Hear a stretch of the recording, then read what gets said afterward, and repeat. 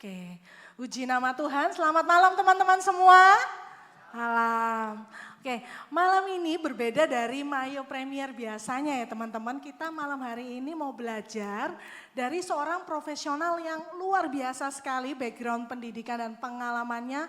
Kita belajar sesuatu yang berbeda teman malam hari ini ya. Dengan tema Loving You, Knowing You, malam hari ini kita akan mendengarkan dari Ibu Dr. Teresia Indira Santi MSI. Beliau adalah seorang psikologis dan psikoterapis dengan pendidikan yang luar biasa juga ya teman-teman. Beliau adalah doktor psikologi lulusan dari Radboud University of Nijmegen, Belanda. Saya belajar dulu ini ya bahasa Belanda Nijmegen bacanya. Dan juga S1, S2 dan psikolog lulusan dari Fakultas Psikologi Universitas Indonesia. Kita tahu ya UI ini salah satu kampus terbaik di Indonesia dengan brevet psikoterapis dari Universitas Padjadjaran Bandung bekerja sama dengan Asosiasi Psikoterapis Utrecht Belanda. Ya, beliau juga saat ini masih aktif mengajar sebagai dosen di Fakultas Psikologi Universitas Katolik Atmajaya Jakarta, berpraktek sebagai praktisi psikologi di Protea Growing Space, konsultan di berbagai yayasan pendidikan, sering diundang juga oleh berbagai sekolah dan paroki ya untuk mengisi seminar tentang Loving You, Knowing You ini ya Bu Santia salah satunya dan berbagai topik lainnya dan berpengalaman mendampingi individu yang mengalami tekanan, kecemasan, depresi, ide bunuh diri, calon pasutri dan keluarga. Jadi teman-teman kalau tadi sudah didoakan ya oleh Mary, mari kita belajar bareng-bareng malam hari ini. Kita siapkan hati kita, telinga kita fokus konsentrasi dengan tidak berpanjang lama lagi. Saya panggil Ibu Santi, silahkan Bu, the floor is yours. Shalom, selamat malam. Baik, saya Bu Santi, Santi. maaf. Saya menambahkan sedikit, teman-teman nanti di sepanjang sesi Bu Santi akan aktif berinteraksi, betul ya Bu ya. Nah teman-teman kalau ada pertanyaan tapi kira-kira saya tipenya yang nggak berani angkat tangan nih ya. Ini ada linknya Bu Santi, untuk teman-teman bisa scan, ini mungkin bisa difoto dulu, teman-teman bisa scan dan kemudian mengajukan pertanyaan lewat link ini. Dan nanti juga akan dikirimkan di grup WA komunitas Mayo juga untuk pertanyaan-pertanyaan dari teman-teman bisa dimasukkan di link seperti itu. Silahkan Bu Santi kali ini Kalau sudah. yang mau langsung tanya boleh? Boleh banget, justru Bu Santi menanti-nanti katanya ada hadiah menarik gitu Oh Bu gitu? Santi. Enggak, dari kita. Untuk teman-teman yang tanya langsung. Bercanda Bu Santi kaget ditodong. Bener, hadiahnya bener? Ada ya Doya? Oh. Beli coklat dulu deh di bawah di Range Market. Pokoknya pasti seru, teman-teman tanya aja sebanyak-banyaknya. Betul siap. Ya Bu Santi ya? Oke, silahkan. Baik, makasih Mbak Widi. Baik, tambahan perkenalan dari saya, suami saya 1 orang, kemudian sudah 25 tahun perkawinan, anak 2, yang 1 usia 24, karena 25 kurang 1 ya. Ya, 24. Kemudian laki-laki sudah bekerja 2 tahun, yang kecil bungsu masuk semester 7, perempuan usia 20 tahun di ITB Ganesha. Baik, itu tambahan, suami saya nyempil di belakang gitu ya. Dia deg-degan karena katanya saya mau disclose tentang perkawinan kami gitu. Suami saya agak beda dengan saya, dia pendiam dan saya banyak omong gitu ya. Baik. Kenapa dia? Oke, baik teman-teman, ini yang ditugaskan untuk saya malam ini oleh teman-teman panitia Loving You, Knowing You, Inner Child Talk. Jadi memang 3-4 tahun terakhir saya mengintegrasikan psikologi dengan spiritualitas. Karena ketika saya mendampingi individu dan saya sendiri, saya paham bahwa ilmu psikologi itu kadang-kadang ada batasnya untuk membuat kita pulih dan mencintai orang lain. Nanti saya bahas itu juga gitu ya teman-teman ya. Dan kemudian sejak saya lulus S3 itu memang saya banyak membahas tentang kalau teman-teman mungkin kenalnya kepahitan, luka batin dan sebagainya. Jadi saya banyak membahas tentang bertumbuh dari luka batin gitu ya. Maka kemudian masuk ke dalam our inner child gitu ya. Nanti kita bahas juga apa itu inner child gitu. Jadi workshop pengelolaan luka batin, bertumbuh dari luka batin dan sebagainya. Baik, disclaimer, materi ini adalah untuk aku gitu ya. Jadi untuk teman-teman, bukan kamu tuh bukan ya. Jadi aku gitu ya. Jadi ketika kita berefleksi bukan oh suamiku atau istriku biasanya gini, bukan, aku gitu ya. Ini disclaimer saya ya. Jadi kita akan work out materi ini kalau refleksinya aku bagaimana selama ini, gitu ya. Baik, tidak ada pribadi yang sempurna, Santi juga nggak sempurna. Tidak ada perkawinan yang sempurna, Santi juga perkawinan Santi nggak sempurna, gitu ya. Kalau mau lihat testimoni ketika misa syukur 25 tahun kami, ada gitu, 5 menit nanti kalau ada waktu saya putar. Semua pribadi kita semua, kita dengan keterbatasan dan ketidaksempurnaan diundang untuk selalu menjadi lebih baik.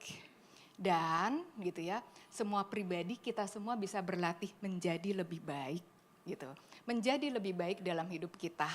Nah, tujuannya satu, memahami our inner child dan pengaruhnya dalam perkawinanku. Saya pakai kata ku gitu ya, karena ku mengenali pola masa kecilku yang mengaruhi relasiku dengan pasanganku. Karena apa yang terjadi dalam diri kita masa kecil pasti berpengaruh pada relasi kita dengan siapapun. Dan karena pasangan kita 24/7 itu enggak hanya McDonald, enggak hanya apalagi tuh, banyak gitu ya. Tapi terutama suami kita, pasangan kita, istri kita, itu pengaruh banget gitu ya. Memahami konflik perkawinanku dari perspektif ada kebutuhan emosionalku yang belum terpenuhi. Karena itu ini bicaranya aku, bukan kamu tuh yang gak terpenuhi, kamu tuh yang gak terpenuhi, bukan. Mengembangkan sikap empatiku pada diriku sendiri dan pasanganku. Kita perlu mencintai diri kita sendiri, empatiku pada diriku sendiri. Dan supaya relasiku yang lebih sehat, maka aku perlu lebih sadar siapa diriku, keterbatasanku, bagaimana level cintaku pada diriku, belas kasihku dan komunikasi yang lebih mendalam lagi. Nah, tunggu.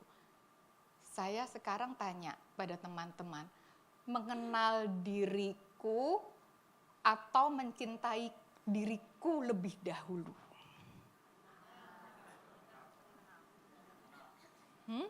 Mengenal. Oke, ini nggak dapat door prize, yang mana yang betul gitu ya. Yang diharapkan adalah mencintai diriku lebih dahulu. Kenapa? Karena ketika kita mencintai diri kita lebih dahulu, itu menimbulkan rasa aman pada diri kita. Ketika kita tidak mencintai diri kita, banyak sekali teman-teman yang saya dampingi itu, tante, ini mulai remaja ya, tante, aku nggak tahu gimana aku sayang pada diriku. Aku nggak tahu gimana aku bisa cinta pada diriku. Begitu juga ada banyak individu yang sudah dewasa juga mengatakan kayaknya nggak ada yang baik pada diriku. Semua negatif gitu ya. Itu tanda-tanda nggak cinta diri. Ketika nggak cinta diri, maka dia juga nggak berani lihat lebih dalam lagi bahwa diriku tuh memang ada keterbatasan tapi ada juga kelebihannya. Ketika mereka yang sebetulnya melihat diriku negatif saja, itu tidak bisa menerima bahwa saya pun ada positifnya dan saya pun boleh dong ada negatifnya. It's okay for not to be okay. Kayaknya slogan itu umum, tapi banyak orang bisa mengucapkan it's okay for not to be okay, tapi ketika it's okay okay ketika aku gagal, nggak okay rasanya. Tapi it's okay untuk merasakan rasa gagal itu. Itu yang seringkali ketika belum cinta diri, sulit untuk masuk lebih dalam mengenal dirinya. Maka cinta diri dulu. Dan kenapa perlu rasa dikasihi dulu? Karena ketika Santi belum mencintai diri, terus terang saya dulu dari keluarga yang saya harus bekerja keras untuk dicintai, untuk diterima oleh ibu saya. Dan saya perlu berprestasi untuk itu. Gitu ya. Sehingga saya bekerja keras dan multitasking dan cepat kerjanya untuk berprestasi. Ketika saya kemudian sampai ada titik gitu ya, sampai ada titik, saya nggak perlu cerita panjang-panjang di situ karena waktunya nggak cukup, sampai ada titik di mana saya mendapatkan sesuatu nggak sesuai, mendapatkan sesuatu nggak sesuai dengan yang saya harapkan pada waktunya gitu ya, time kan biasanya manajemen waktu harus ini gitu. Di situ saya drop banget gitu. Dan di situ kemudian ketika saya belum bisa menerima bahwa saya pun boleh gagal, maka di situ saya masih menuntut suami saya gitu ya. Karena saya jadi tidak sabar dan sebagainya, saya masih menuntut suami saya untuk kerja juga dengan cepat gitu. Jadi saya sering bilang bahwa satu koin itu dua sisi. Di situ kelebihan kita, maka di situ juga keterbatasan kita. Ketika saya itu bekerja sangat cepat, maka sisi lain adalah saya nggak sabar. Dan ketidaksabaran itu yang paling kelihatan adalah kalau saya tuntut pada suami saya. Padahal suami saya bukan dari keluarga yang harus kerja cepat. Gitu.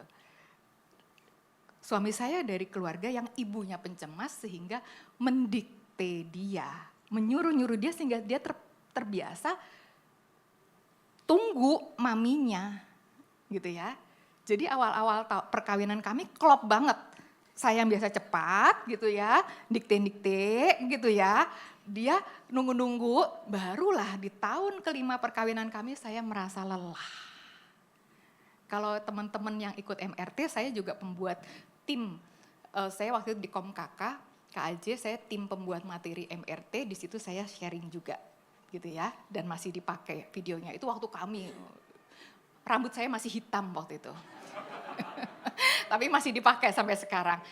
Nah sehingga kita perlu jadi pribadi yang matang untuk bisa nerima bahwa Santi ini boleh loh untuk tidak cepat bekerjanya. Ketika saya bisa menerima bahwa Santi boleh nggak kerjanya cepat, maka saya juga bisa menerima suami saya. Gitu teman-teman. Jadi perlu pribadi matang menerima diri untuk dapat menerima orang lain.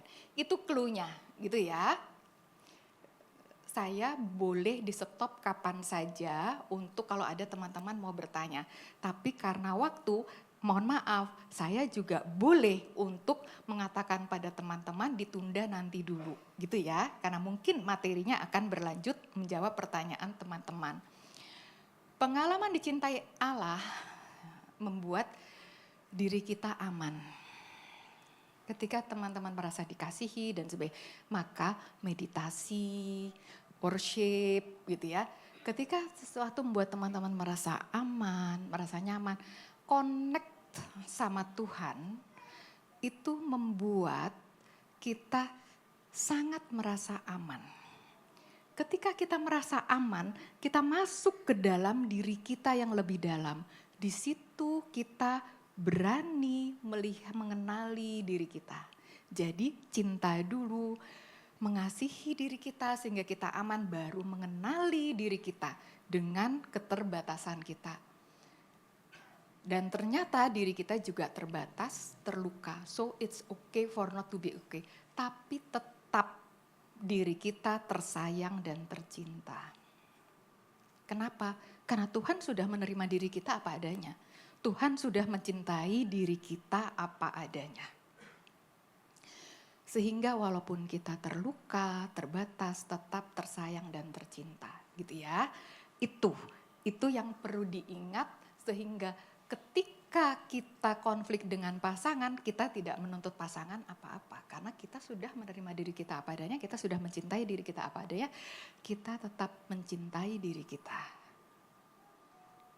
Karena biasanya ketika konflik itu menuntut pasangan sesuatu atas diri kita karena kita merasa bahwa kita masih kurang. Sedangkan kalau kita merasa diri kita sudah penuh, sudah matang, kita nggak menuntut orang lain untuk memenuhi kebutuhan kita. Gitu ya teman-teman. Ketika ember itu sudah penuh, maka apa yang terjadi kalau dikasih air terus? Luber. Itu juga ketika kita sudah merasa penuh dikasihi, maka yang keluar dari diri kita pada pasangan adalah kasih. Tapi kalau kita masih kurang, maka kita masih menuntut orang lain ngasih terus ke kita. Itu sebabnya dalam berpasangan kita perlu terus merasakan kasih. Dan kasih yang tidak terbatas adalah kasih Tuhan. Pasangan kita pun terbatas. Kita nggak mungkin menuntut kasih dari pasangan kita terus menerus. Enggak, gitu ya teman-teman ya. Nah, dan kita tersayang, tercinta oleh siapa? Oleh Tuhan terutama, gitu ya. Bisa juga dari diri kita, tapi biasanya diri kita juga seringkali terbatas, maka dari Tuhan. Nah, seringkali kambing hitam isu perkawinan itu komunikasi. Yang salah komunikasinya dia sih, yang salah komunikasinya dia sih, enggak. Komunikasi itu ekspresi dari dalam diri. Kita saat ini bicara tentang inner child, gitu ya. Nah, komunikasi verbal dan non-verbal melibatkan banyak hal. Ada values keluarga asalku. Ada mungkin teman-teman yang valuesnya materi itu penting, prestasi itu penting. Gitu ya. Ada yang seperti itu, gitu.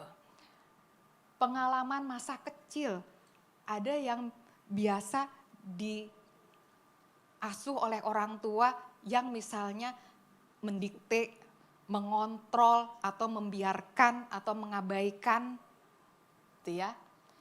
Ada juga yang kemudian luka belum selesai dan banyak lagi. Kebiasaan, kecemasan, harapan, kerinduan terdalam, ini semua. Itu terkomunikasikan sehari-hari teman-teman, gitu ya, terkomunikasikan. Sehingga ketika kita bertengkar sangat mungkin bahwa yang sedang berkomunikasi adalah inner child kita, karena ketika kita masih butuh sesuatu, tadi ember itu belum penuh, ketika kita masih butuh orang lain, maka kita keras supaya pasangan kita memenuhi kebutuhan kita. Gitu logikanya. Dan di situ adalah inner child dan inner child yang bicara. Itu ya teman-teman ya. Nah, sekarang apa itu inner child? Inner child itu adalah bagian emosi dalam diri yang menyimpan tadi. Ada pengalaman masa kecil, aku biasanya diginiin oleh mama, aku biasanya diginiin oleh papa. Atau aku punya papa yang tidak terlalu melindungiku. Sehingga sekarang aku masih butuh perlindungan itu. Misalnya gitu ya.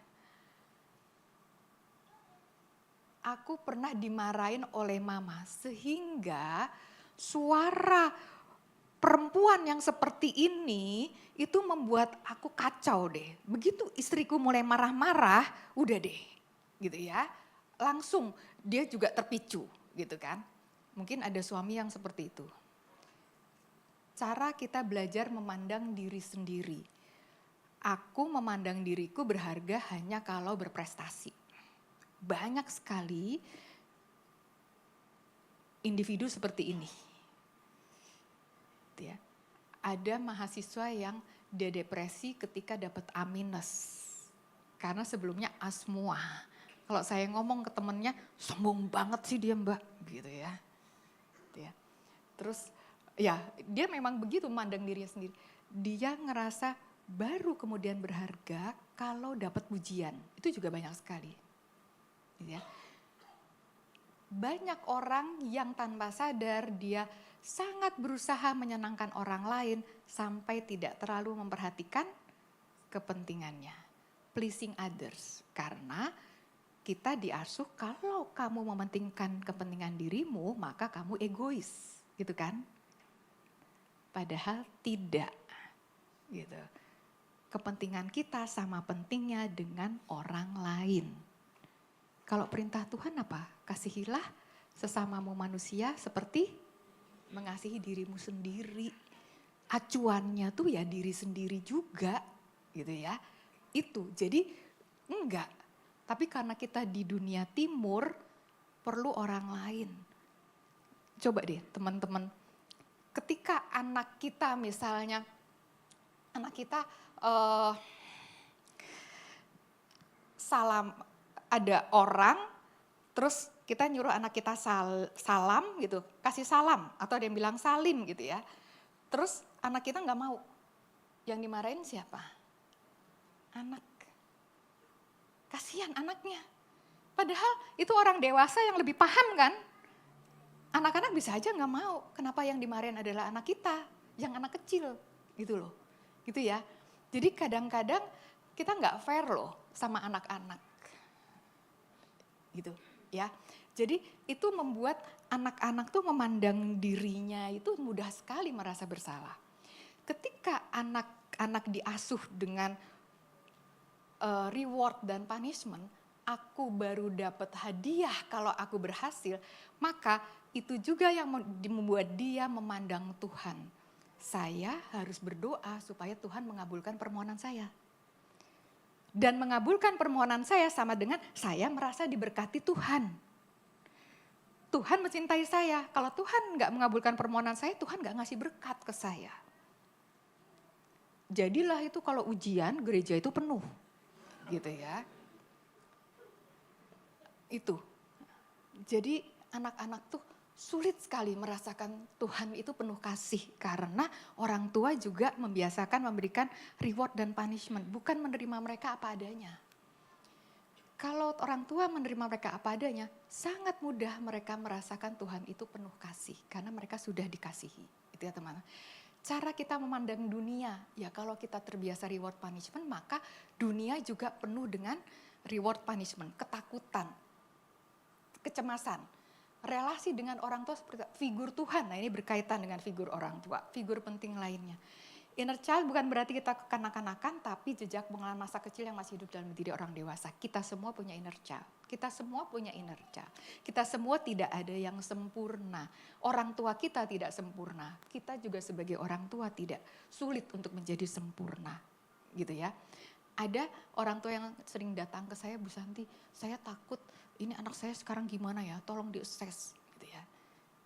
Ya saya bilang ya kita nggak sempurna gitu kan, pasti ada sesuatunya. Baik, kebutuhan, nah ini yang membuat kita nggak sempurna dan kita sulit menjadi orang tua yang sempurna. Begitu juga pasangan kita tidak sempurna, karena ini adalah kebutuhan-kebutuhan dasar emosi kita. Dan ya memang kadang-kadang kita juga gak terpenuhi gitu ya. Ini semua merasa aman, merasa otonom, kompeten, punya identitas yang jelas, bebas, spontan bermain gitu ya. Jadi kalau anak-anak main game itu ya penting juga karena mereka bisa spontan bermain di situ. Tapi memang tetap perlu ada batasan yang realistis, arahan disiplin gitu ya. Nah, ini kebutuhan emosi dasar manusia. Seringkali mereka yang kurang aman ini berkembang jadi merasa kurang berharga gitu ya. Dirinya karena kurang aman. Ini saya nggak bisa bahas sangat dalam di sini gitu ya. Nanti kita lihat ada beberapa contoh karena waktunya. Nah, ini contoh. Ini ada pasangan menikah 30 tahun. Istrinya lelah bekerja. Istrinya ketika datang merasa sudah lelah bekerja dan menuntut suami untuk provide lebih besar dari istri. Jadi pendapatan suami lebih besar dari istri, tanda kutip hanya di 5 tahun perkawinan pertama mereka. Setelah itu pendapatan istri yang lebih besar dari suami. Itu ya. karena amount itu, jumlah itu, istri menuntut suami untuk menunjukkan upaya. Nah, karena ternyata masa kecil istri itu punya ayah yang provide keluarga dan terbiasa stabil. Sehingga dengan dia yang perlu bekerja dan suami tidak provide lebih besar dari dia sudah merasa cemas di situ. Itu ya, tadi kebiasaan masa kecil sangat mempengaruhi kehidupan dewasa. Gitu. Ketika itu tidak disadari, ya dia jadi cemas dan sebagainya. Merasa kurang aman. Tadi kalau kita lihat, aman itu salah satu kebutuhan dasar kita semua. Istri dari kecil juga terbiasa dengan dirinya yang berupaya keras. Umumnya perempuan itu lebih bisa multitasking dibandingkan laki-laki. Iya enggak sih? Istri-istri gitu ya. Suka kesel enggak sih ngelihat suaminya kalau harus dikasih tahu, oh kesel, yang jawab suami gitu ya. Oh karena merasa dikeselin istrinya gitu ya. Jadi target istrinya. Sama suami saya juga. Multitasking. Emang perempuan lebih baik di situ gitu ya. Dan itu juga perlu disadari gitu. Nah, gitu ya. Akibatnya cenderung menuntut dikte suami untuk merasa stabil. Ini ketika mereka datang nih, saya tuh biasa sesi itu 1,5 jam maksimal gitu ya. Tapi udah 1,4 jam, sini marah. Saya tuh ngeliat jam aja. Oke, saya udah mau ngomong lagi, oh bu ini marah lagi, saya 1,4 jam. Akhirnya saya, oke bapak ibu, ini udah 1,4 jam kalau bapak ibu marah-marah terus, saya sulit gitu ya untuk membantu. Gitu. Akhirnya mereka diem gitu ya, baru dengerin. Nah karena tanpa disadari kebutuhan istri dianggap kebutuhan, tanpa disadari kebutuhan dia untuk stabil, untuk aman dianggap juga kebutuhan suami ketika mereka belum sadar. Gitu ya. Sementara suami dia merasa sudah bertanggung jawab, berusaha dan lelah, dia sudah usaha, hanya saja memang tidak bisa provide lebih besar dari istrinya atau sebesar istrinya. Dia butuh otonomi karena dia biasa sejak kecil bebas di lingkungan yang dia memang sudah harus provide dari kecil, gitu ya. Nah, dia udah biasa nggak stabil, berjuang sendiri. Dia udah biasa seperti itu. Sehingga dia nyaman-nyaman aja begitu. Sementara istri merasa nggak aman, gitu ya. Nah, karena dia sudah survive biasa berjuang sendiri, dia menghindari dikte atau kontrol dan butuh bebas. Jadi mereka sama-sama merasa ditekan. Suami merasa ditekan, istri merasa lelah. Itu contoh. Jadi ada kebutuhan di dalam gitu ya. Nah, bagaimana masing-masing dapat menerima keterbatasan pasangan yang ingin bertumbuh lebih baik? Di antaranya dengan mengenali dan menerima inner child kita terlebih dahulu. Karena sama seperti kita, pasangan kita juga terbatas. Ini, kebutuhan emosi dasar itu bukan versus ya, itu salah. Kebutuhan emosi dasar tuh kurang atau tidak terpenuhi. Dan ada kebiasaan nilai pengalaman masa kecil. Ini di suami mungkin muncul keyakinan keliru terhadap diri. Aku tidak dipercaya, aku harus berhasil, aku tidak dihargai. Dia mulai merasa tertekan tuh di situ. Dan dia mulai muncul keyakinan keliru terhadap pasangan. Dia tidak pahami aku, dia tidak hargai aku, dia tidak peduli usahaku. Pada istri muncul keyakinan keliru juga terhadap diri. Aku saja yang bekerja, aku yang lelah, semua aku yang lakukan. Muncul keyakinan keliru terhadap pasangan, dia tidak cinta aku, dia tidak hargai aku, tidak peduli keluarga. Pertanyaan pertama saya pada mereka keluarga Katolik ya. Pertanyaan saya pada mereka, Bapak Ibu sudah 30 tahun perkawinan. Masih ingin melanjutkan atau tidak? Masih, katanya gitu.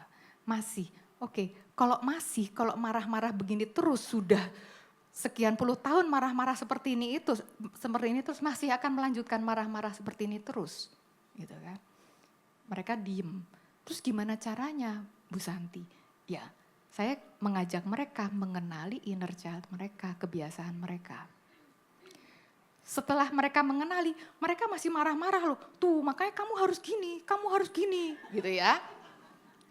Di sini yang saya bilang ilmu psikologi terbatas. Di sini yang saya perlu spiritualitas, gitu ya. Enggak bisa. Nah, yang terekspresikan atau diekspresikan adalah keras pada masing-masing pendapatnya. Kamu yang harus begini, kamu harus begini, gitu ya. Maka dari awal saya bilang, ini bukan untuk pasangan, ini untuk aku, masing-masing kita. Masing-masing merasa terluka dan melukai akhirnya pasangan itu.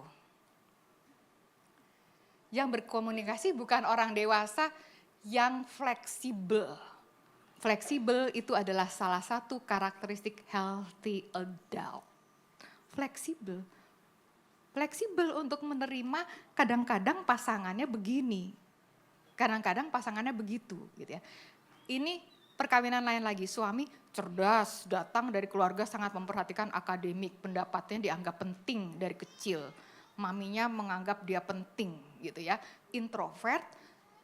Dan suami terbiasa prioritaskan karir, terus dia sampai S3, dia direktur, dan kurang prioritaskan istri. Setelah 26 tahun perkawinan, jadi datang ke saya nih 1 tahun setelah krisis gitu ya. Krisisnya udah 1 tahun terakhir. Krisis 1 tahun terakhir itu suami yang merasakan. Suami yang merasakan krisis. Istri sudah merasakan puluhan tahun, tapi suami gak sadar gitu ya. Dan ini banyak, istri sudah merasakan krisis lama tuh banyak banget. Ya. Tapi baru kemudian meledak ketika suami juga rasakan krisis. Nah, suami merasa stres dengan pekerjaannya, butuh hubungan seksual dengan istri, gitu ya. Tapi suami 1 tahun berusaha, lelah untuk bucin pada istri nggak mau ngelayanin. Suami terus butuh dihargai seperti ibunya yang sangat menghargai dia. Sedangkan istri juga cerdas, biasa dihargai keluarganya, extrovert. Punya rasa kecewa pada mertua si ibu dari suami ini karena sangat perhatian kebutuhan suami tapi nggak perhatikan kebutuhannya sudah lelah mengurus anak. Pokoknya ceritanya panjang waktu itu ya. Nah, istri merasa harus sebagai istri yang baik dengan dukung karir suami, tapi relakan korbankan kebutuhannya untuk mesra. Itu sudah puluhan tahun. Dulu ketika dia masih pingin mesra sama suaminya prioritas karir. Gitu ya, prioritas komunitasnya, pelayanannya tinggi banget suami, gitu ya, pelayanannya tinggi, maka hati-hati tuh pelayanan tinggi tapi meninggalkan keluarga, gitu ya, ini pelayanannya tinggi banget suami. Saya nggak nuduh siapa-siapa loh, soalnya jadi bergeming, enggak, istri merasa, nah sehingga sebetulnya istri terluka. Karena dia ekstrovert, dia mudah lari ke teman dan keluarga. Ini si suami, itu tuh bisa WA saya, Bu Santi tuh saya lagi nemenin istri saya, tapi istri saya sama keluarganya aja, saya dicuekin aja. Dia bisa loh WA saya, seolah saya maminya gitu ya. Padahal dia lebih tua loh dari saya, si suami ini gitu ya dibandingkan saya gitu kan. Nanti dia butuh sesi konseling lagi, Bu Santi gimana dong cara saya ngomong sama istri saya gitu ya. Dia bisa... Jadi itu inner child-nya dia.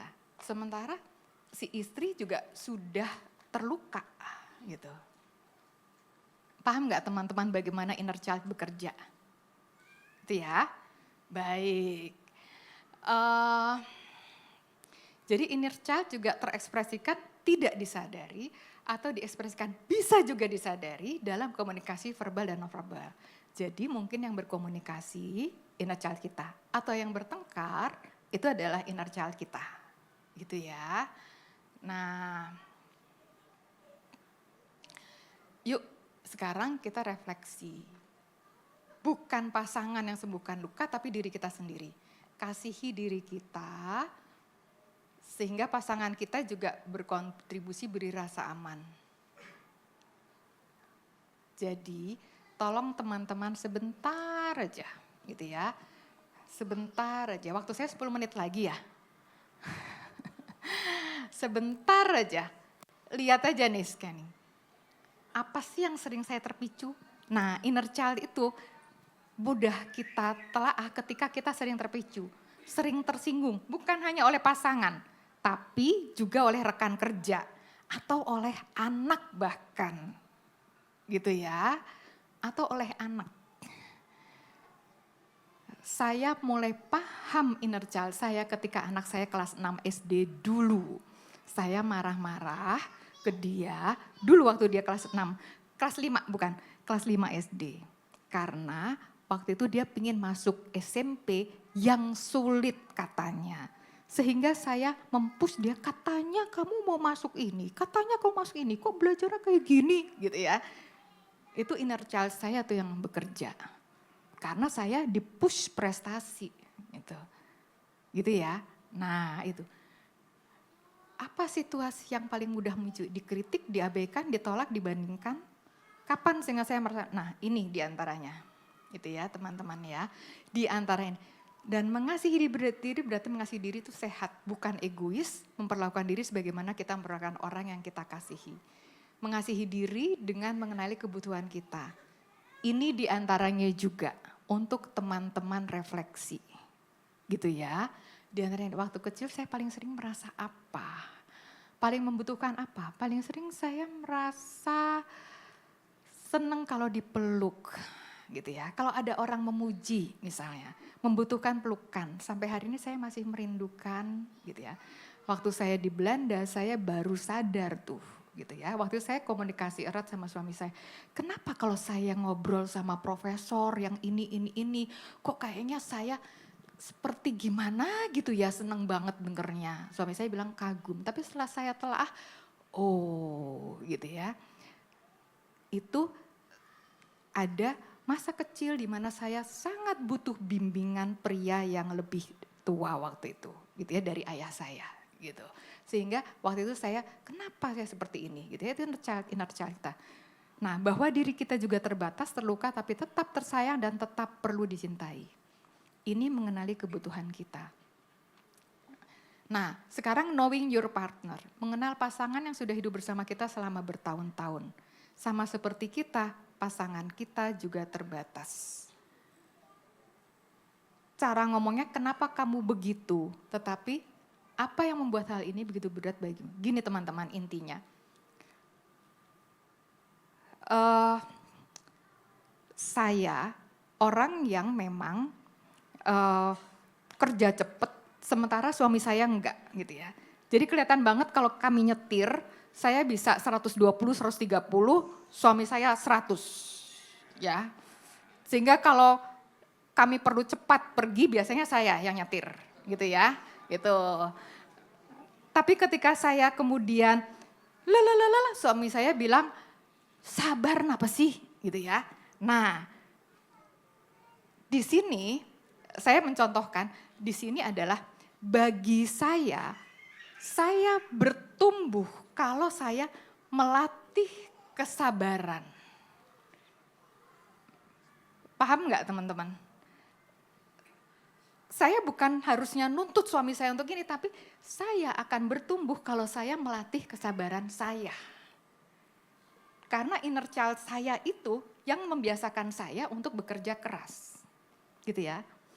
Suami saya juga bertumbuh kalau dia bisa lebih berinisiatif gitu misalnya, untuk lebih cepat. Jadi di situ bisa dua-dua ketemu. Iya, kadang-kadang bisa dua-dua ketemu. Tapi kadang-kadang juga nggak bisa loh. Ketika nggak bisa, di situ spiritualitas bekerja. Gitu ya, untuk menerima pasangan apa adanya. Karena perubahan kita itu lambat sekali. Dan kadang-kadang berhasil, kadang-kadang tidak. Di situ saya merasakan keagungan perkawinan Katolik. Coba kalau perkawinan Katolik boleh membolehkan kita kawin cerai gitu ya. Yang gak ada pertumbuhan pribadi.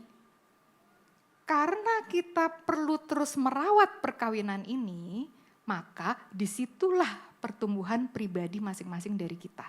Paham gak? Kerasa gak? Itu ya. Nah ini bukan, kok kamu gitu sih? Tapi apa yang membuat hal ini berat bagimu sehingga aku mau membantumu? Gitu ya. Kenapa kamu begitu? Apa yang bisa kulakukan untuk membantumu? Kenapa kamu marah terus? Nah, ada luka apa yang sedang tersentuh? Tapi ada juga yang kemudian terpicu sih dengar kata ini jadi marah. Gitu ya. Gitu misalnya. Bukan dia harus begini, tapi apa dari sisiku yang perlu bertumbuh sehingga aku bisa lebih menerima dia. Bukan kamu harus begini, tapi ajari aku agar bisa bertumbuh dengan menerimamu. Paham nggak teman-teman? Ya, saya udah disclose perkawinan saya loh. Terus kok nggak bisa. Nah, dari inner child ke healthy adult. Ini saya sedang mengembangkan diri lagi untuk satu psikoterapi. Nah, ini healthy adult ada di dalam psikoterapi itu. Perkawinan berusaha menumbuhkan bagian diri yang disebut healthy adult. Yang mampu fleksibel, paham emosi kita, paham emosi orang lain, bisa mengelola konflik, memberi kasih, menerima keterbatasan, bangun relasi yang sehat. Ini healthy adult karakteristiknya. Dalam perkawinan sehat, suami tidak berkata kamu terlalu sensitif, tapi aku ingin memahami apa yang kamu rasakan. Bisa nggak teman-teman? Senyum-senyum. Bisa kalau Tuhan mau. Salah, bukan bisa kalau Tuhan mau kok jadi Tuhan yang mau. Tuhan mau, kita aja yang kadang-kadang membengkokkan diri gitu kan. Istri tidak berkata kamu memang selalu begitu, tapi aku tahu ini berat untukmu. Mari kita cari jalan bersama. Gitu ya. Bagaimana?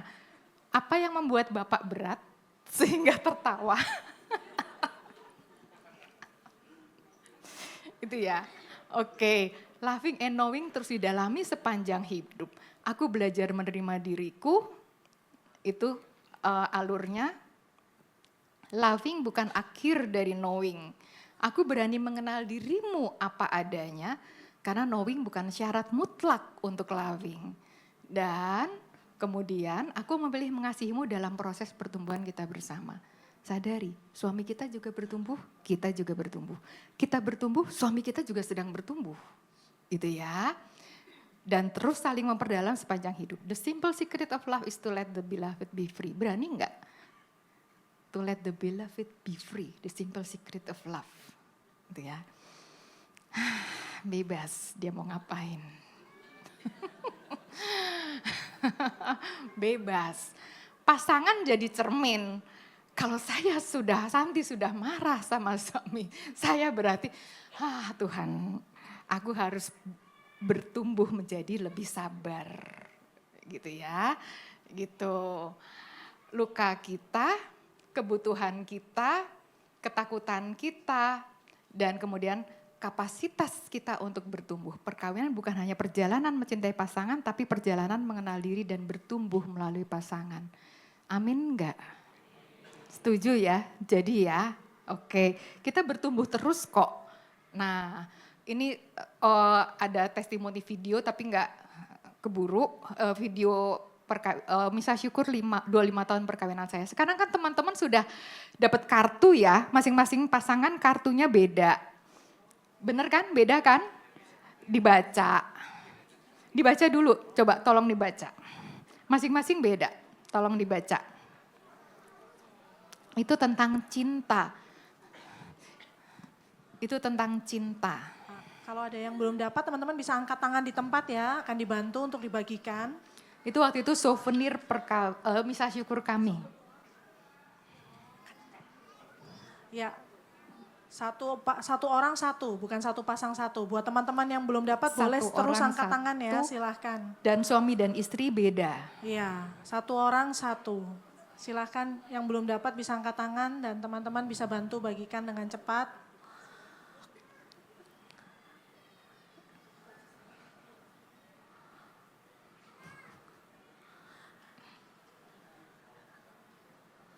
Oke. Ibu, di kiri depan ya masih ada.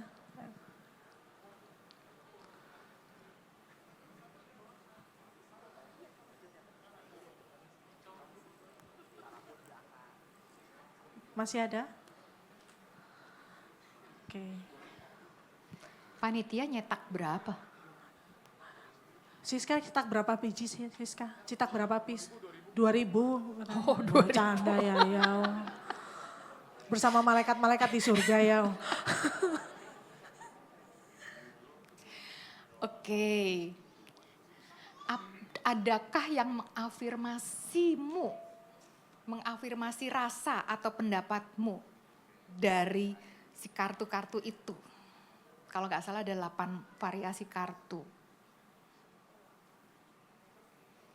Terafirmasi nggak rasanya? Apa insight untuk perjalanan dengan pasanganmu? Nah sekarang, tunggu, sebelum ke sini, saya pingin teman-teman obrol aja sama pasangannya sebentar. Insight-nya apa dari kartu yang saya baca? Kan beda nih dua-dua. Insight-nya apa dari kartu yang saya baca?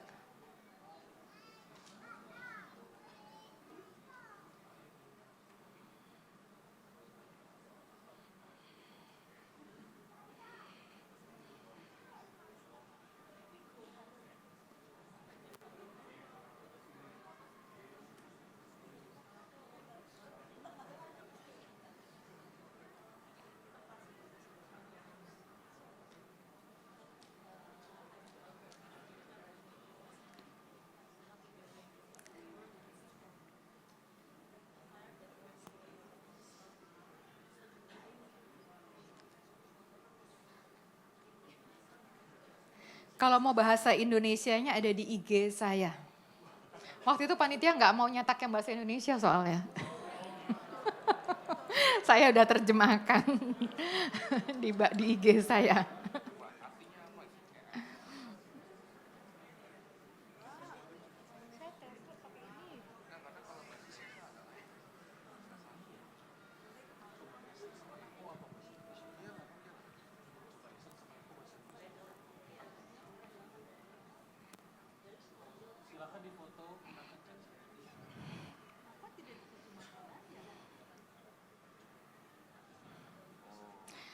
Oke, ada satu suara laki, bapak-bapak yang mau share 1 menit aja kurang atau kurang, maksimal 1 menit. Ada yang mau share dari kartu itu hasil sharing dengan istri apa yang diperoleh?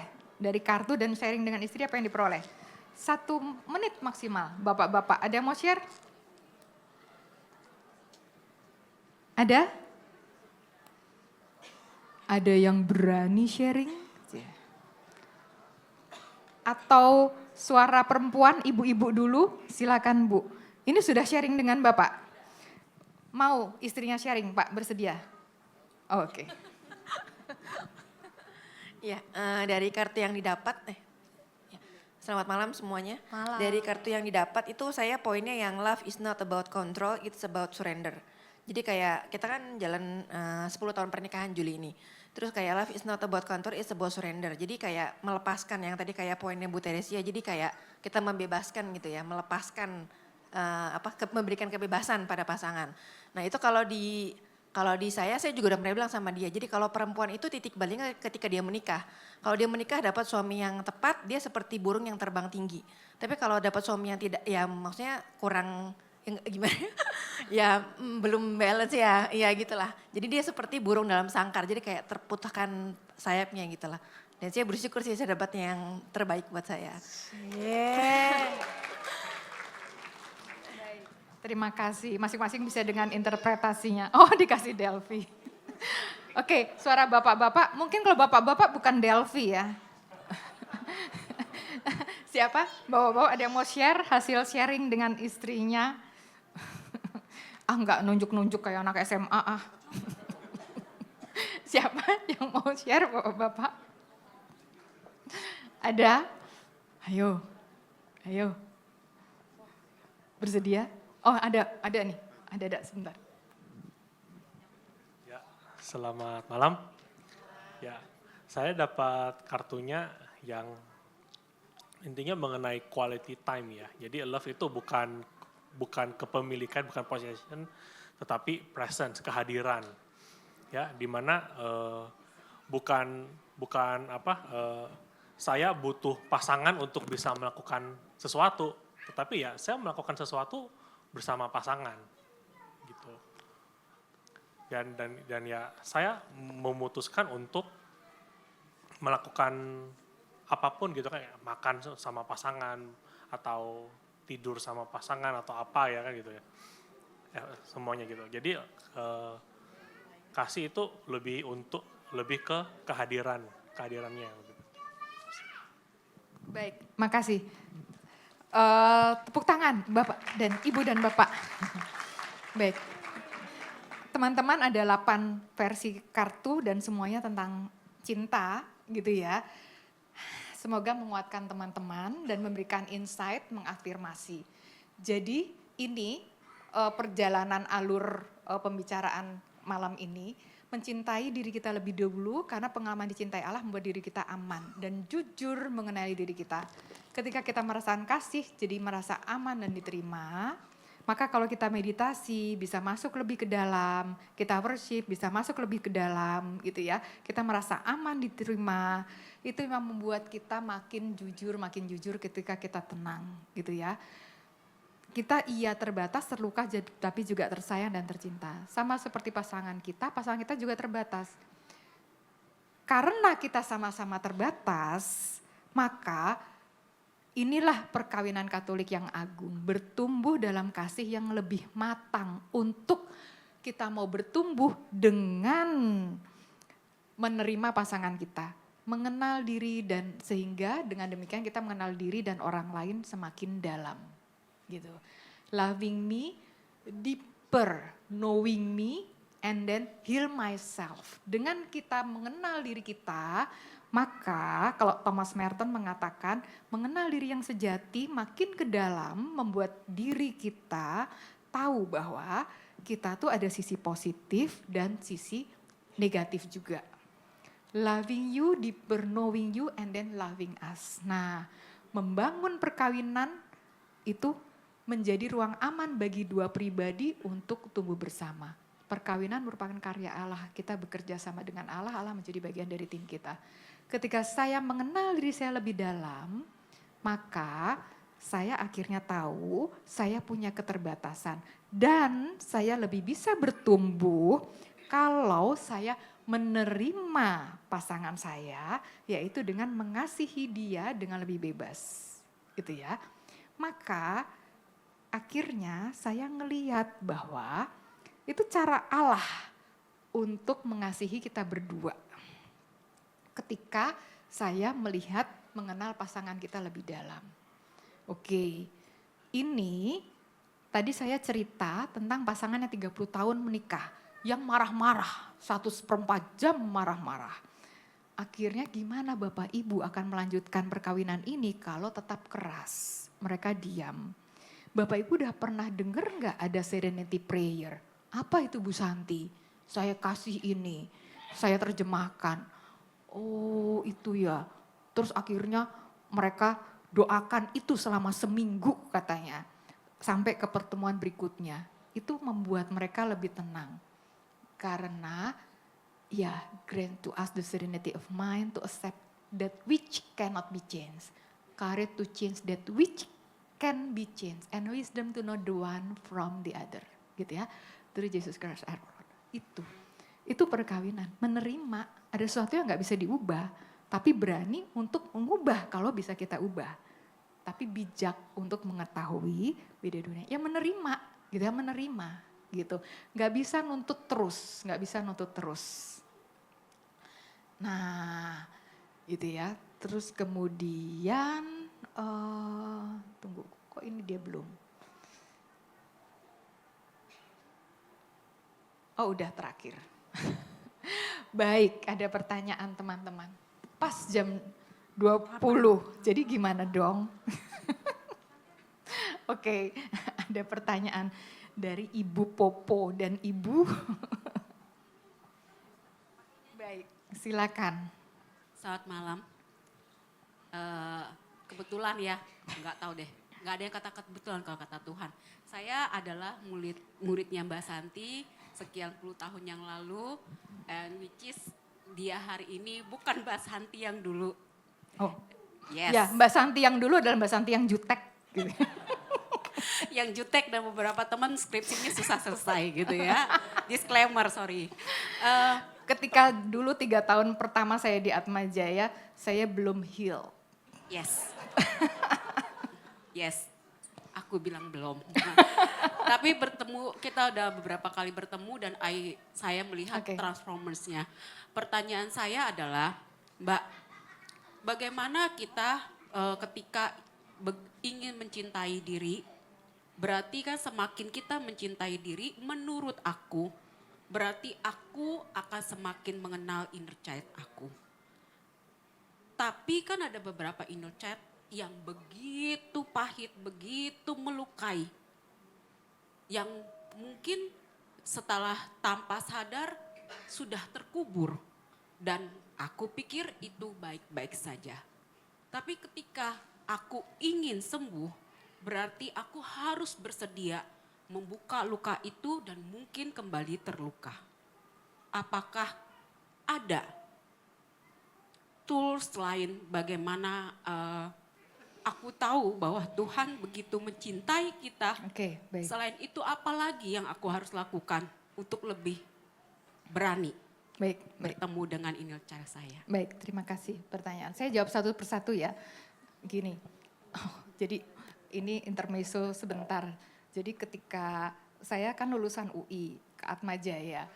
Dan saya tuh waktu itu masih prestasi, sehingga cukup kaget waktu itu untuk mendampingi mahasiswa baru, masih muda banget. Jadi waktu itu kalau ketemu, sampai sekarang kalau ketemu alumni-alumni yang awal-awal saya bekerja di Atma, oh, Mbak Santi gitu, dulu Mbak Santi gini-gini beda gitu, ya udahlah gitu ya. Nah itu konteksnya gitu ya.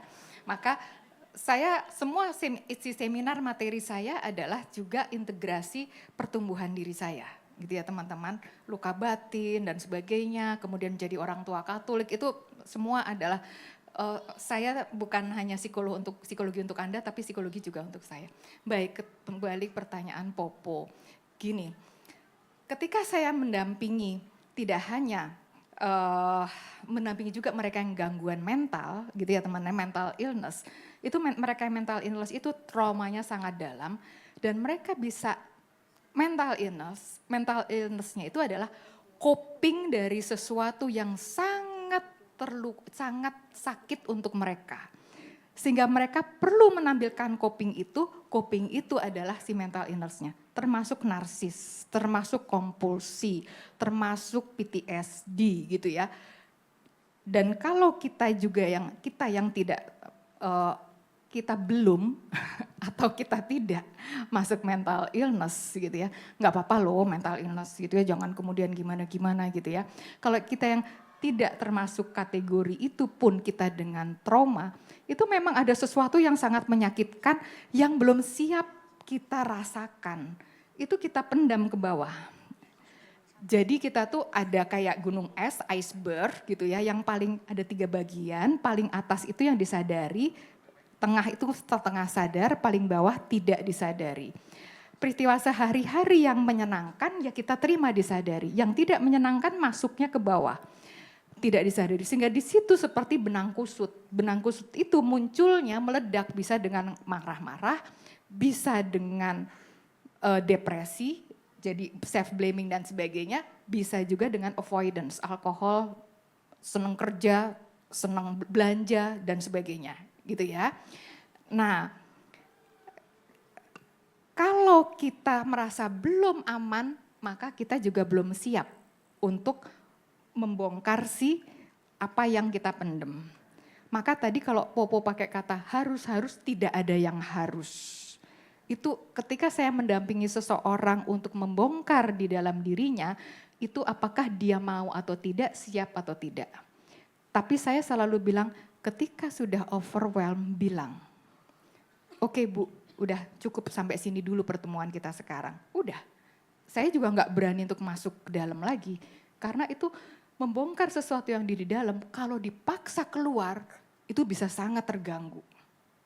Jadi ketika kita bertemu dengan seseorang yang kompulsi, bukan kita untuk menjelekkan dia, atau narsis bukan untuk menjauhi dia, tapi dia memakai itu karena lukanya sangat dalam. Sehingga dia perlu menunjukkan itu. Ketika ada orang yang marah-marah, atau pasangan kita sedang marah-marah, maka kenapa respon opsi yang saya tawarkan tadi adalah, Kenapa lukamu yang sedang tersentuh? Karena marah itu adalah ekspresi dari lukanya dia. Gitu loh teman-teman. Jadi kalau kita mau jadi pendamping, pasangan yang mendampingi, maka kita juga memahami bahwa ekspresi-ekspresi yang tidak nyaman dari orang lain adalah ekspresi luka. Gitu. Kalau kita menjadi pendamping yang aman, dia akan kemudian makin ke dalam, makin ke dalam, makin ke dalam, makin keluar, makin heal bagi dia. Paham nggak? Jadi saya nggak ada kata kapan harus dan bagaimana, situasi yang aman. Dan situasi yang aman itu adalah situasi merasa dikasihi. Saya pernah ada dalam kursus meditasi Kristiani, awamnya cuman sekitar 5, 25 lainnya adalah pastor dan suster. Ketika sudah itu 8 hari, ketika hari ketiga, keempat, suster narasumbernya bukan saya, narasumbernya bukan psikolog gitu ya. Tapi yang psikolog sendiri di situ adalah saya. Ketika hari ketiga, hari keempat, suster-suster mulai banyak yang mengatakan ke narasumber, saya kok mulai merasa sakit ini, sakit itu, psikosomatis. Kenapa? Karena ketika makin masuk ke dalam meditasi, makin aman, maka makin terasa luka. Yang terasa melalui tubuh, karena sel tubuh yang lemah, kan waktu itu lelah ya. Meditasinya benar-benar dari jam 6 sampai jam 7 malam. Gitu ya, cuman istirahat setiap jam tuh istirahat 10 menit untuk ke WC, untuk apa-apa gitu ya. Wah itu cukup berat. Nah itu dan saya mengatakan, kalau narasumbernya mengatakan tetap teruskan nanti akan pulih. Betul memang, karena ketika kita aman makin terkoaksi sakit-sakit itu. Tapi kemudian kita teruskan makin terasa, karena itu meditasi Kristiani ya. Kasih Tuhan, kasih Tuhan, kasih Tuhan memulihkan, pulih. Tapi di situ kita memang akan ada proses merasakan sakit. Gitu sih ketika masuk ke dalam, iya. Ibu silakan. Tita. Cek. Oh udah. Selamat malam Bu Santi, terima kasih banyak pemaparannya. Luar biasa pasti teman-teman di sini juga merasakan. Kartunya juga bagi saya dan suami sangat menyentuh. Pertanyaan saya sangat tersentuh waktu Ibu bilang mengenai bagaimana inner child Ibu mempengaruhi bagaimana Ibu berperilaku terhadap anak-anak. Oke. Karena kita kan banyak terutama mama-mama ya. Nah inner child itu kan memang kita harus terima gitu, memang itu terjadi dalam diri kita. Tapi kita tidak ingin pass the trauma to our kids kan. Oke. Nah itu sih, apakah ada tips Bu? Karena kan cara didik, kebiasaan itu terpengaruh kan. Nah tapi saya ingin anak-anak itu bisa tumbuh menjadi anak-anak yang penuh sukacita, penuh kasih dan lebih bahagia dibanding orang tuanya. Itu aja Bu, makasih. Baik, itu harapan kita semua. Sayangnya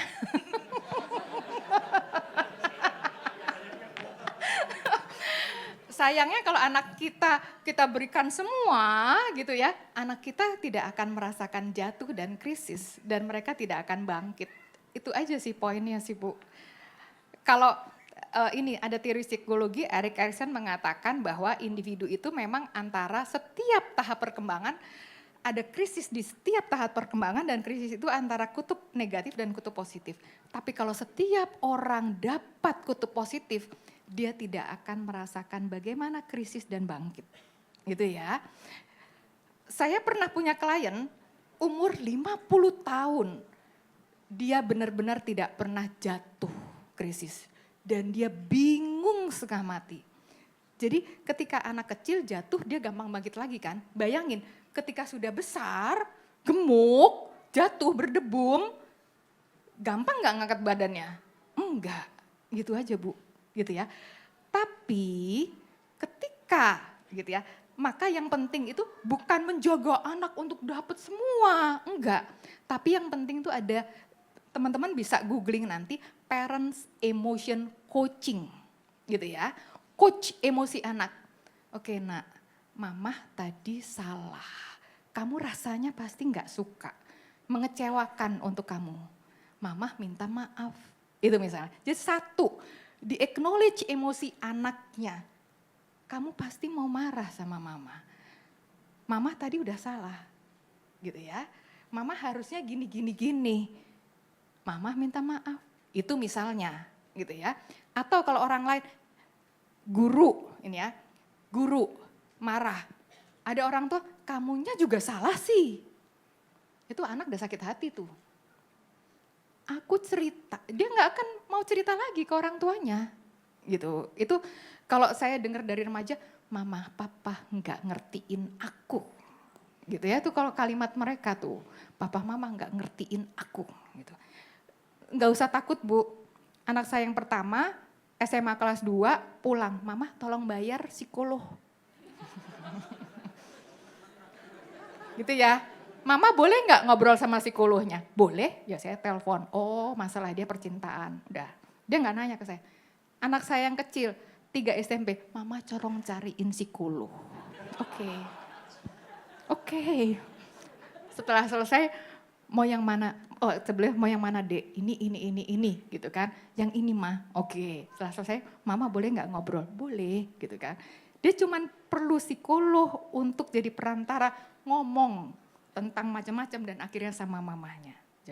Udah ketiga kali tuh anak yang kecil. Nggak apa-apa juga bagi saya. I'm not a perfect mom. Ya. Tapi saya kemudian mengcoach, artinya dia bebas mengekspresikan. Daripada dipendam teman-teman, ditekan jadi gimana-gimana, ya saya happy, anak-anak tetap bisa berfungsi dan happy gitu. Tapi ya nggak apa-apa juga gitu. Gitu ya Bu ya. So, kita di dunia kok Bu. Baik. Baik, menarik sekali ya Bu Santi. Pertanyaan dari teman-teman memang materinya Oke. luar biasa. Ini ada beberapa pertanyaan yang sudah masuk Bu Santi ya untuk Bu Santi. Oh, kita di sini janjiannya Boleh, ya. kita tadi janjiannya di atas, kita naik dulu. Oke. Yang pertama ya Bu Santi, tadi Bu Santi ada bilang mungkin kalimatnya kurang tepat ini ya dari teman-teman. Jadi ketika kita berusaha secara psikiatris, secara psikologis kita usahakan. Tetapi kemudian itu tidak bisa, berikutnya itu diikat dengan spiritualitas. Mungkin bisa dijelaskan lebih lanjut Bu Santi, itu seperti apa sih? Gini singkatnya teman-teman, manusia itu otak kita kan terbatas ya, walaupun otak kita sudah punya sekian ribu saraf gitu ya, tapi kita tuh masih berusaha mengorganisasikan. Misalnya Santi perempuan namanya dosen ini. Itu ada tuh dalam satu sisi. Nanti ada lagi Widi ini. Ada dalam sisi lain gitu ya. Nah otak kita tuh terbatas. Sehingga otak kita selalu perlu logika. Ketika seseorang salah sama kita selalu mencari penjelasan. Kenapa sih? Gitu ya. Pasangan kita juga kenapa kamu gini. Padahal ada sesuatu yang melampaui itu semua. Ketika kita belum menemukan penjelasan logika, kadang-kadang kita sulit mengampuni. Disitulah kita mengatasi keterbatasan kita sebagai manusia yang terbatas, semua harus logis. Mengatasinya gimana? Mengakui ada sesuatu yang beyond manusia, melampaui manusia. Dan di situ adalah Tuhan. Kenapa anak saya kok bisa krisis gitu kan? Ya karena penyelenggaraan ilahi juga, bukan Tuhan menginginkan anak saya krisis gitu ya. Karena penyelenggaraan ilahi juga yang kemudian kita lihat bahwa kan tadi di akhir seperti pelangi, di akhir hujan gitu kan. Kasih Tuhan seperti pelangi. Iya. Itu juga yang kita rasakan di akhir krisis, kalau kita mau maknanya secara positif ya itu yang terjadi. Maka itu akan menambah indah dunia loh, spiritualitas. Itu sih singkatnya. Iya, singkatnya kita melibatkan Tuhan ya Bu Iya, Santi. karena ya. mengampuni aja dengan kemampuan Sendiri. psikologi kita sebagai manusia sulit. Karena itu beyond, penjelasannya beyond manusiawi. Gitu aja teman-teman. Beyond manusiawi. Oke, Bu Santi berikutnya tadi masih menyambung dengan kita orang tua membawa inner child kita tadi, kemudian kita terbiasa dengan sistem rewards dan punishment saat kita kecil, kalau kita baik dikasih, kalau kita salah dihukum. Kalau itu tidak sehat Bu Santi, apakah kalau kemudian kita yang sudah lebih tahu ini anak kemudian menjadi tidak boleh dihukum, tentu harusnya enggak ya Bu Santi, gimana Bu itu berarti penjelasannya? Saya lebih suka pakai kata konsekuensi, batasan yang realistis daripada kata hukuman gitu teman-teman. Saya mencoba menerapkan itu sih pada anak-anak saya sejak kecil gitu ya. Dampaknya adalah saya sama suami sekarang merasakan, oh ini karena waktu kecil kita tidak terbiasa menerapkan hukuman. Jadi mereka sangat self-determined, ingin menentukan banyak hal gitu ya, ingin menentukan banyak hal. Sehingga di situ kita sering argumentasi gitu.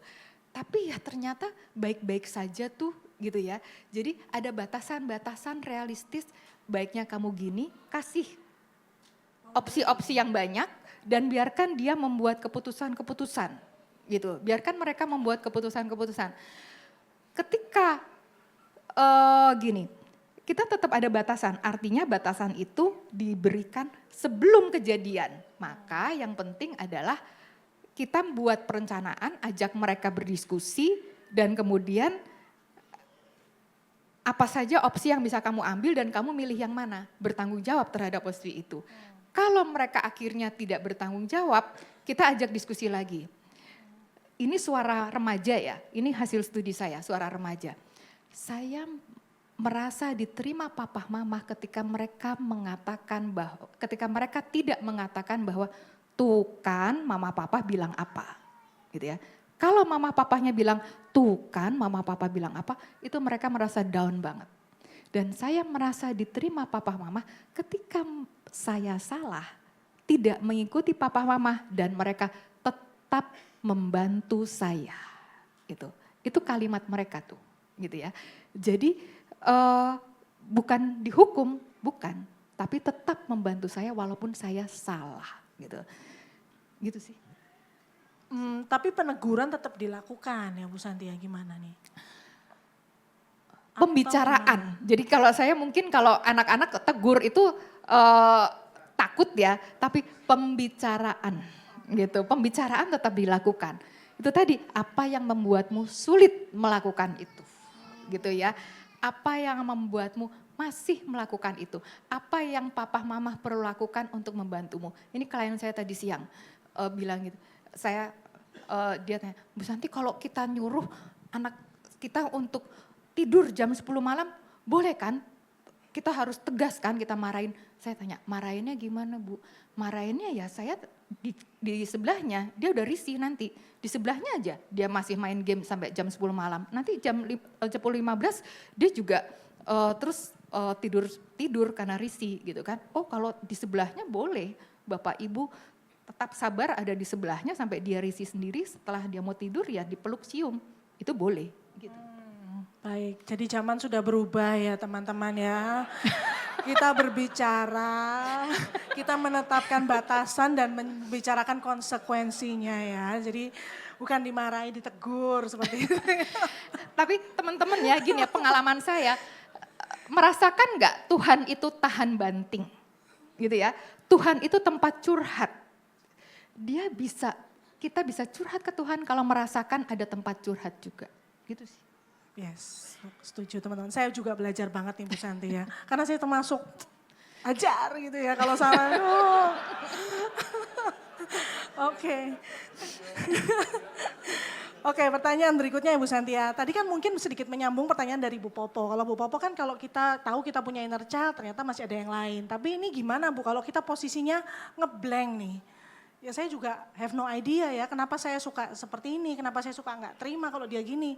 Itu cara mulai menggalinya gimana itu Bu ya posisinya. Kalau lagi di rumah aja nih hari-hari bukan lagi retet PLB ya. Makanya kalau yang belum nanti retet PLB jangan tidak ikut. Promosi. Berbahagialah mereka untuk mereka yang merasa baik-baik saja dengan dirinya. Dan orang lain yang merasa tidak nyaman. Ini pasangan harus jadi cermin teman-teman, kita jangan keenakan ini ya.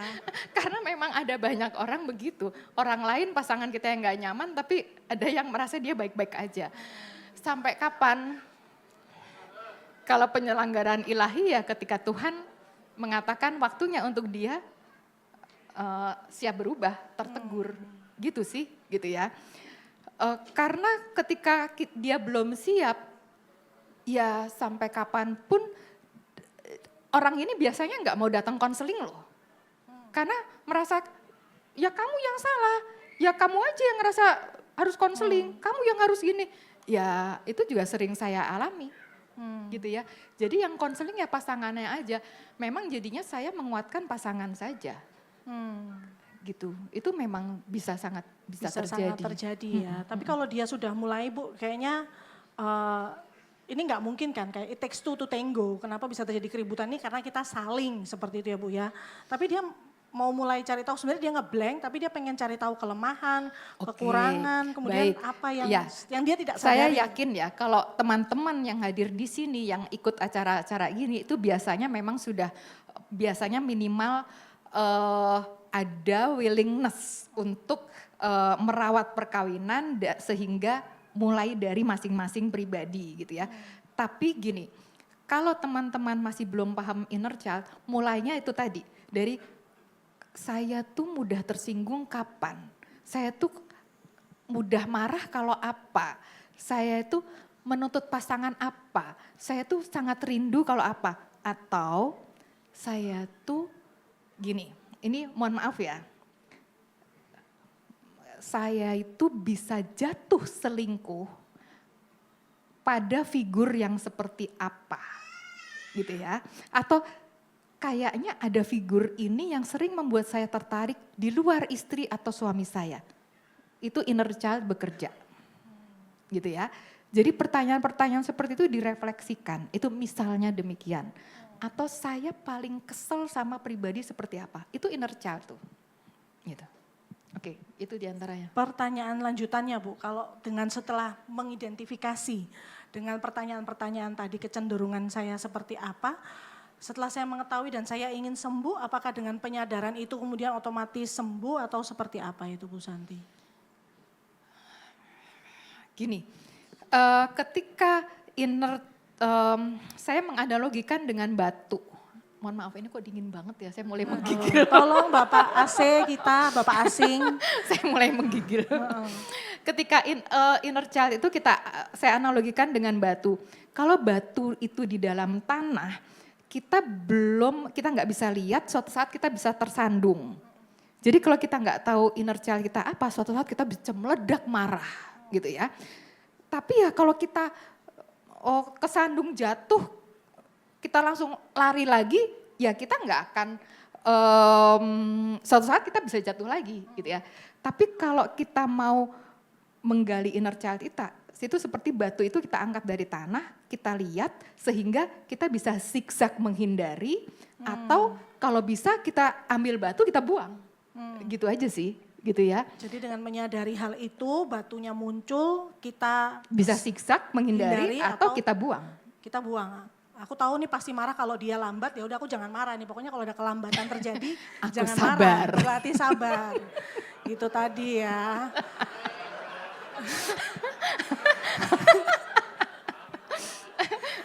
Yang menunjuk itu yang apa? Itu suami saya itu Bu Santi. Oke. Baik, dengan itu ini sepertinya pertanyaan-pertanyaan dari teman-teman sudah masuk semua, sudah kita Oke, jawab. Terima kasih. Beri tepuk tangan yang meriah satu kali lagi untuk Bu Santi teman-teman.